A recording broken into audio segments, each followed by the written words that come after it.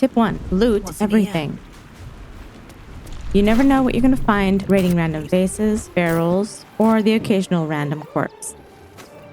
In Baldur's Gate 3, you can have an unlimited number of items simply by storing all those bits and baubles that you don't immediately need in your camp.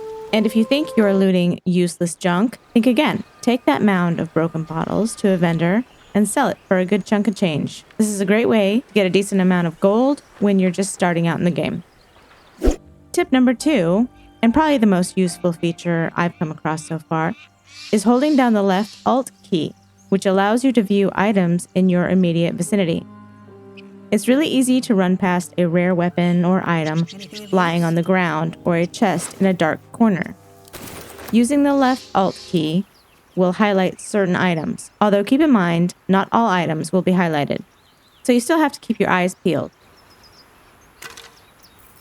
Tip number 3, find a shovel. This may seem like an obvious tip for those of us who have played Divinity Original Sin 1 or 2, but if you haven't delved into these types of games before, you'll be delighted to find you can dig up secret buried treasure throughout the game. Luckily, shovels are pretty easy to find early on in the game. Tip number 4, keep a candle in your inventory. During battle, you can drop the candle and then dip your weapon in it to infuse it with fire, making your weapon that much more deadly. You can also dip your weapon into other substances. Tip number 5, crouch your entire party all at once by hitting Shift and C, or crouch your main character just using C on the keyboard. Crouching allows you to sneak up behind an enemy and either pick their pocket, listen in on a conversation, or take your enemy by surprise and draw first blood. Tip number 6, save often. I mean ridiculously often. If you're unsure when a fight might occur, if a conversation will go wrong, as they often do, or if a dice will roll in your favor, you can save at any time, even during a conversation. And if things don't go your way, you can reload and try again. Tip 7. Be stealthy. Don't just rush into a fight. Take the advantage whenever you can. Position your party for the best possible outcome. This could mean finding higher ground or strategically placing your party members when you feel like a battle is about to begin. If you're in the middle of a conversation that you feel is taking a turn for the worst, What's it bloody look like? you can quickly switch to your other party members and move them to an optimal attack position before your original character finishes the conversation. As the symbol glows, power courses through you. Tip 8. If you find a locked chest that you can't open, either you haven't found the key or you can't pick the lock, you can pick it up, put it in your inventory, and then send it to your camp to open later. This way, you don't have to wander around looking for that chest you just remembered you forgot to open. Tip 9. The shove option is a valuable tool in the game and should not be overlooked. In battle, if an enemy is too close to you, you can push them away for a little extra space. And if they happen to be near a cliff, even better. You can push enemies off cliffs, delivering damage at the same time. Tip 10. Reset a vendor's stock and cash. At the moment of this recording, it's possible to reset a vendor's stock immediately after leveling up your character. So if you want to sell off a lot of your junk or wares, save your level ups for the opportune moment. As you can see, I've tapped out this vendor's coffers.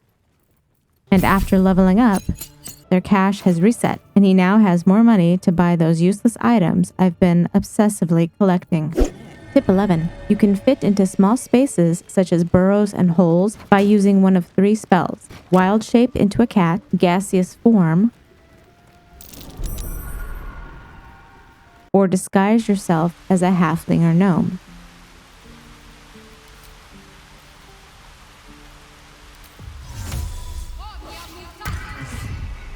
Note, if you're playing as a halfling or gnome, you can fit into most small crevices without using the spell.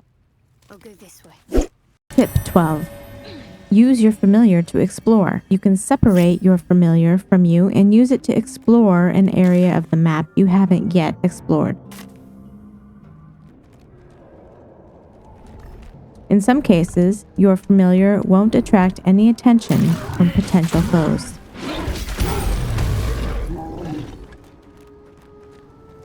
Tip 13. One of the best features in Baldur's Gate 3 is that at any time during gameplay, you can enter turn-based mode. If you know you're about to enter a battle or are traversing tricky terrain, you can switch to turn-based mode and get the drop on your enemies, surprising them and gaining the advantage. You can enter turn-based mode by clicking the turn-based option in the lower right corner or by using Shift and Space. Which leads me to tip 14, surprise your enemies whenever possible. When you sneak up behind and attack your enemy before they realize you're there, you can surprise them and give yourself a full round of attacks before the enemy has a chance to get their shit together. Tip 15. During battle, after you attack with a ranged weapon, and even if you're out of action points, you can switch to a melee weapon before ending that character's turn. This will allow you to take advantage of an attack of opportunity, which often happens automatically when an enemy runs by. However, if you leave the character holding a ranged weapon, you will miss this opportunity for a free strike against a foe.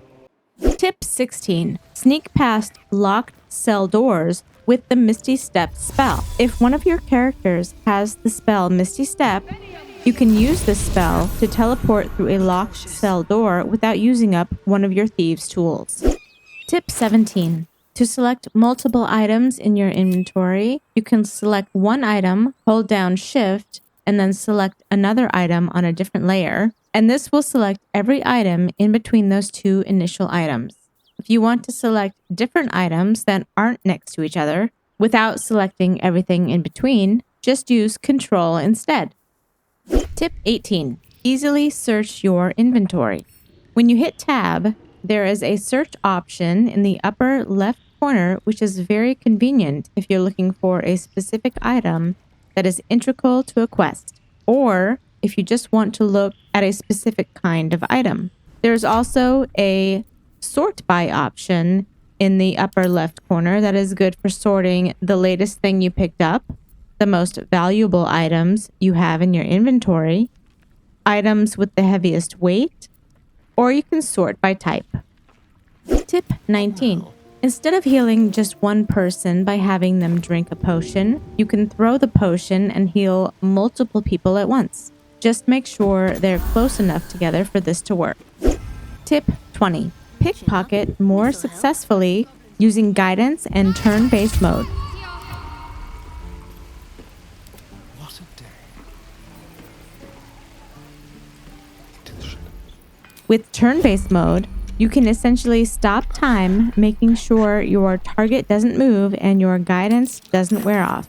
After you successfully pick a pocket, get away as fast as you can, or even send your thief to camp temporarily until the heat dies down. Bonus tip. Choose. If you pay withers for hirelings, you can immediately pick his pocket and get your money back. Ready or not. Do this as many times as you like, he won't mind. A little chicanery. You'll be coming with me. If you found anything in this video helpful, please smash that like button and I'll see you next time. Go.